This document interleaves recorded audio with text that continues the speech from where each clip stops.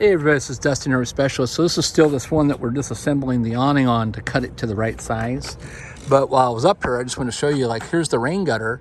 And you've seen in other videos, like, you can see where the sealant is now, like, completely let loose, where this is moved.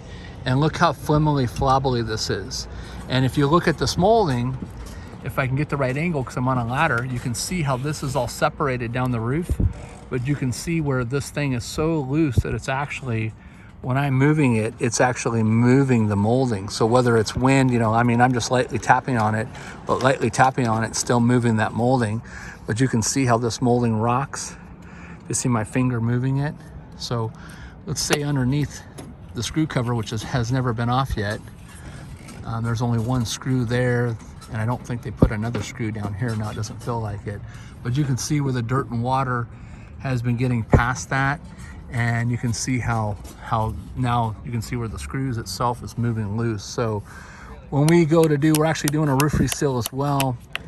We'll get this area all cleaned, buttoned up for him as well while we're in here doing that. And you know, keep an eye on, again, on your insert moldings, the side edges, and your rain gutters. So thanks so much for watching.